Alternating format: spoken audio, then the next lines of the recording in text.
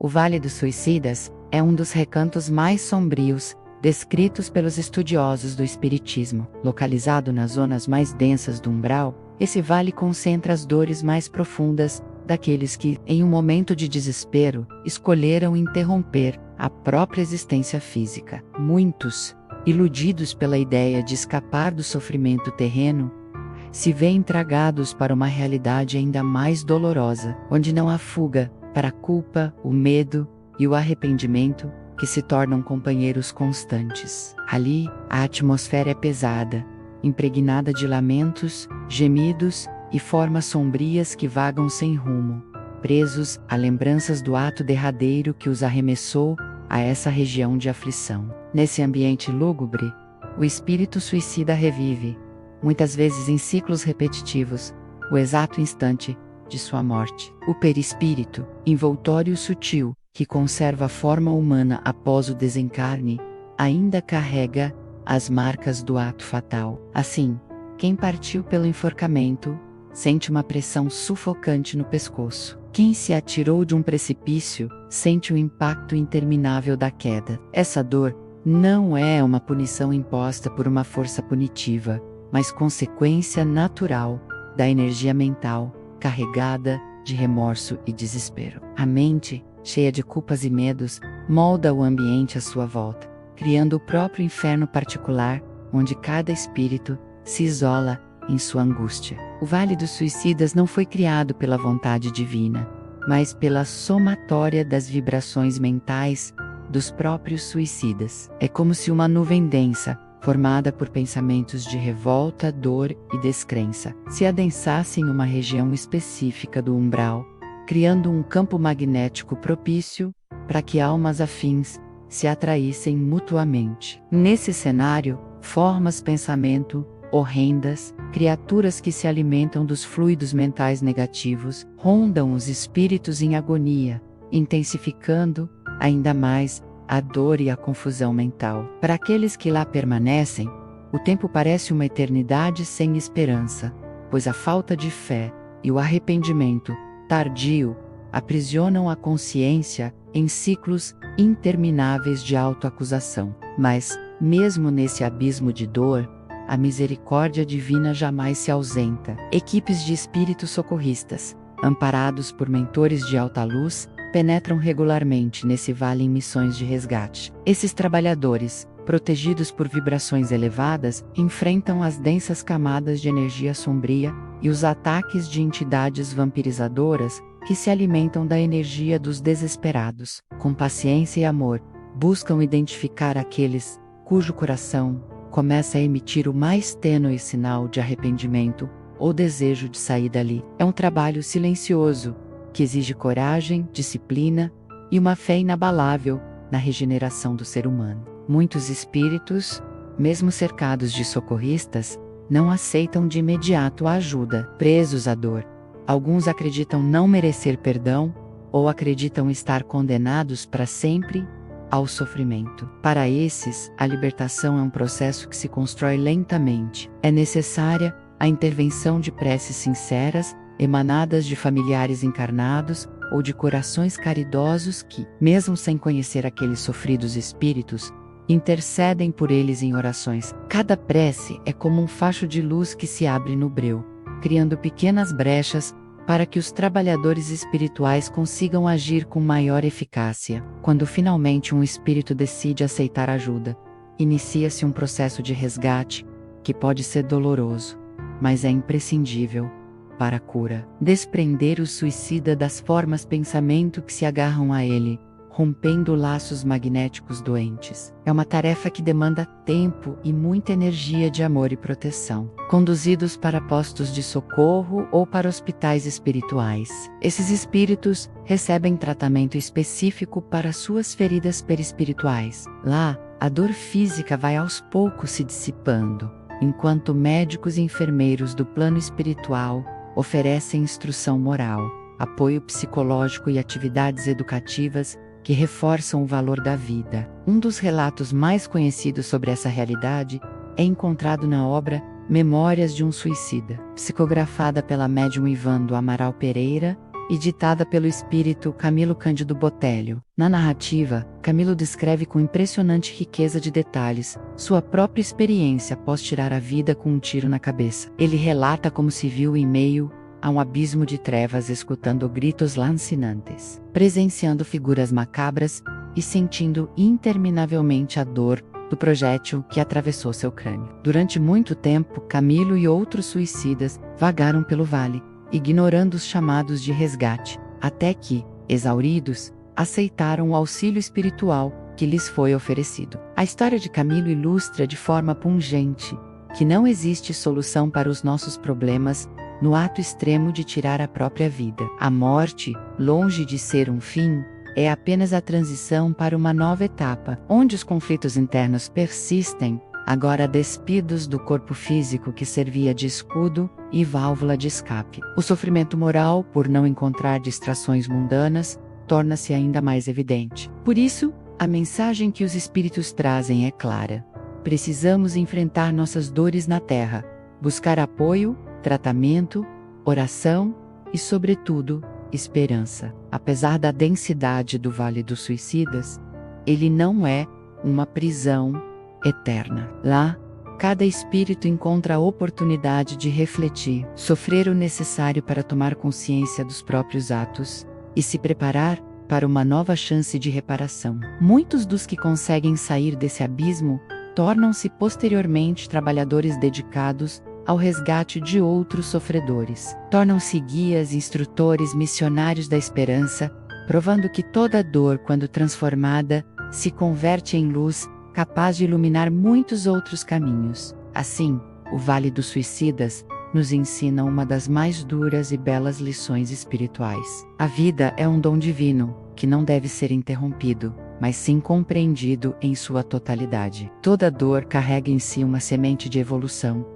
e toda queda pode ser o início de uma elevação ainda maior. O umbral, com toda sua sombra, é também um campo fértil de aprendizado e regeneração. Dentro das regiões umbralinas, o Vale dos Suicidas se destaca não apenas pela densidade vibratória, mas também pelo magnetismo de atração que exerce sobre mentes fragilizadas. Espíritos desencarnados, que mantêm pensamentos suicidas ou que cultivam ideias de autodestruição, são naturalmente atraídos para esse local, mesmo que não tenham praticado o ato na última existência. Assim, o vale não é habitado apenas por aqueles que consumaram o suicídio, mas também por espíritos obsidiados pela ideia de fuga, repetindo mentalmente os mesmos padrões de autoaniquilação que alimentaram durante a vida encarnada. Essa afinidade mental cria correntes de sintonia tão fortes que muitas vezes desencadeiam obsessões sobre encarnados vulneráveis, levando-os a repetir a tragédia na Terra.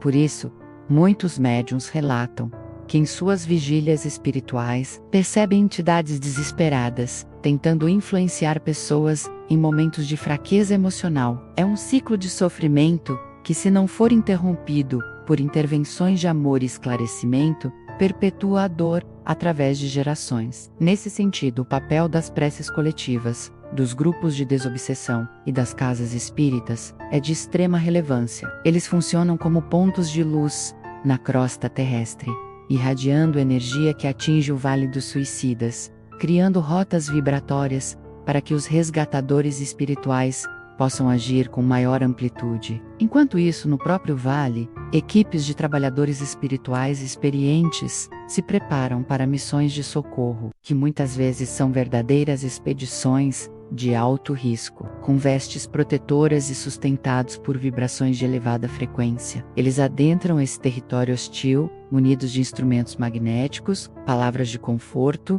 e uma paciência quase infinita. O objetivo principal não é arrancar o espírito à força, pois o livre-arbítrio é lei sagrada, mas sim sensibilizá-lo para o arrependimento e despertar nele o desejo de recomeçar. Cada resgate bem-sucedido é comemorado como uma vitória do amor sobre as trevas, uma centelha de esperança que se acende num ambiente de escuridão quase absoluta. Os relatos mediúnicos descrevem cenas impactantes de espíritos resgatados, sendo conduzidos, semi-inconscientes, para ambulâncias espirituais. Lá, recebem passes magnéticos que aliviam suas dores mais agudas, além de calmantes espirituais que os ajudam a adormecer enquanto são transportados para hospitais de cura em colônias espirituais. Esses hospitais são verdadeiros templos de renovação, onde equipes de médicos, enfermeiros e terapeutas, todos desencarnados,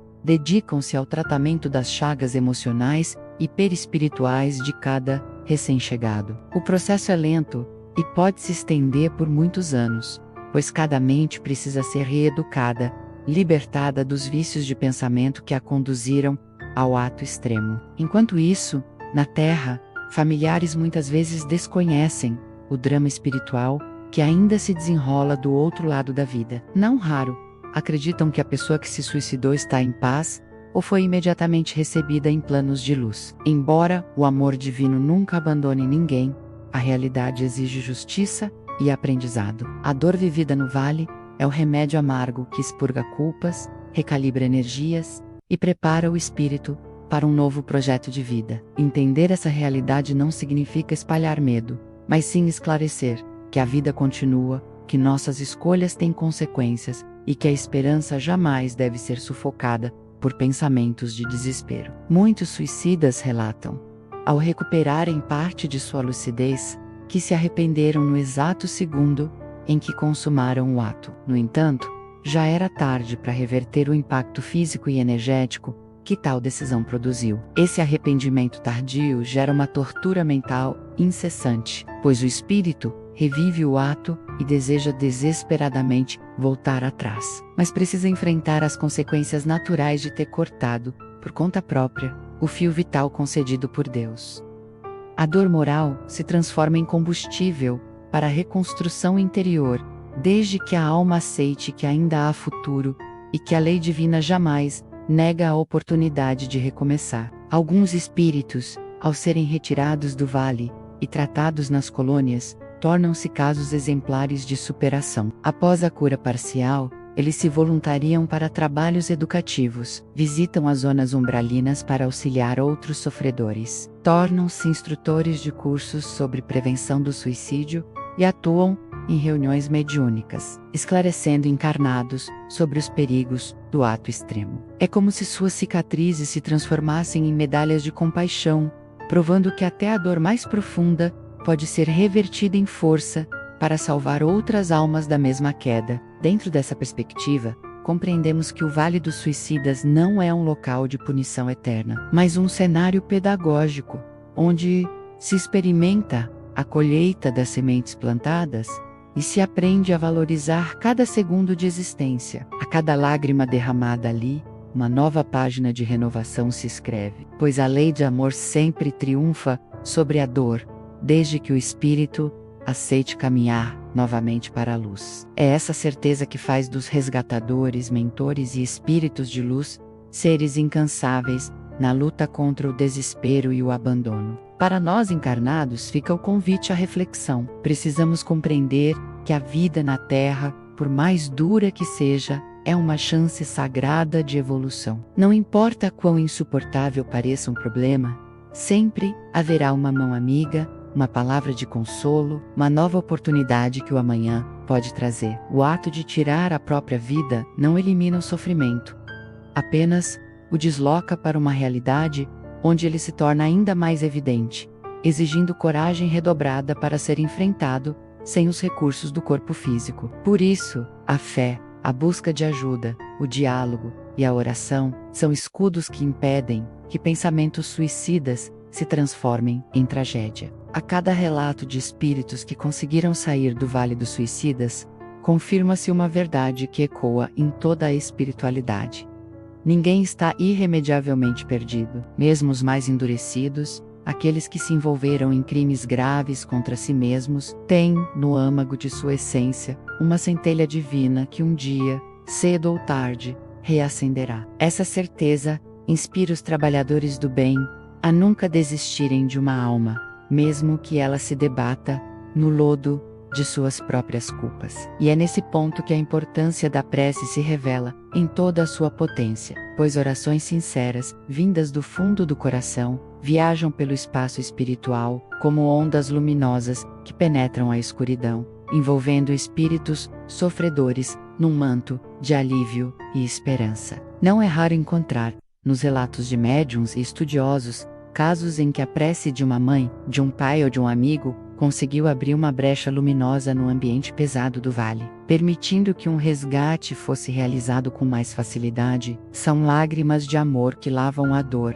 mesmo à distância, mostrando que ninguém realmente morre para quem ama, e que o elo do afeto é mais forte que qualquer escuridão. Para quem ficou na Terra, é essencial entender que o luto por um suicida deve ser transformado em vibrações de carinho, perdão e preces, jamais em julgamentos ou revolta. Em muitas colônias espirituais, existem alas inteiras dedicadas exclusivamente ao acolhimento de suicidas resgatados. Essas instituições contam com instrutores especializados, psicólogos desencarnados e terapeutas que trabalham incansavelmente para reconstruir o psiquismo fragmentado dessas almas. O tratamento não é rápido nem simples.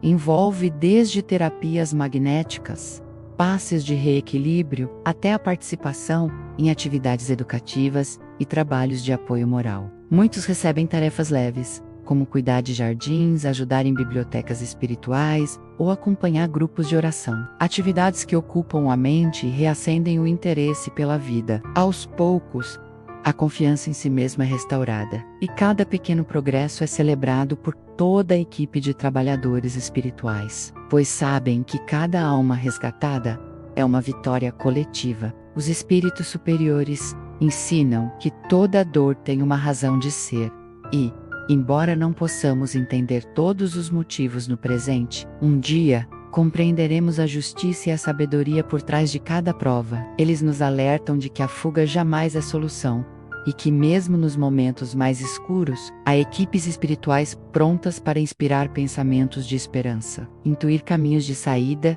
e fortalecer nossa força de vontade para suportar os desafios. Na imensidão do Vale dos Suicidas, há relatos de grupos de espíritos que se unem em verdadeiras caravanas de dor. São almas que, presas por laços magnéticos de culpa coletiva, revivem juntas cenas de tragédia, alimentando umas às outras com vibrações densas. Nessas concentrações de sofrimento, o trabalho de resgate é ainda mais difícil, pois é preciso quebrar correntes de magnetismo viciado, dissolver formas, pensamento pesadas e muitas vezes enfrentar a resistência de obsessores que se alimentam dessa energia. É um embate silencioso, onde a arma mais poderosa é a luz do amor, da fé e da prece. Para os trabalhadores da luz, cada missão no vale é uma oportunidade de exercitar o mais alto grau de compaixão. Eles descem vibratoriamente até regiões de intenso sofrimento, cientes de que podem sair de lá esgotados,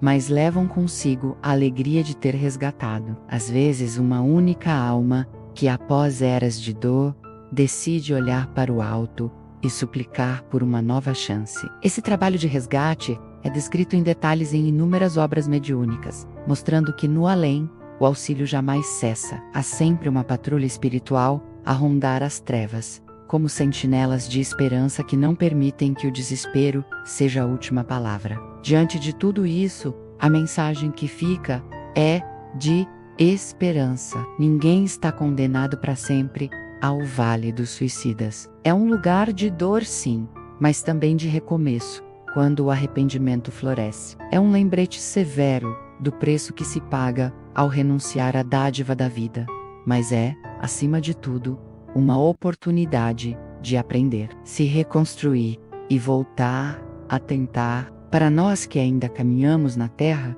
cabe cultivar a fé, a solidariedade e a vigilância de nossos pensamentos, pois cada ideia nutrida com desespero pode se tornar uma corrente que nos arraste, após a morte, para regiões de sombras. Mas cada pensamento de coragem, cada prece, cada ato de amor são cordas luminosas que nos prendem à esperança de que, mesmo na noite mais escura, o sol voltará a brilhar.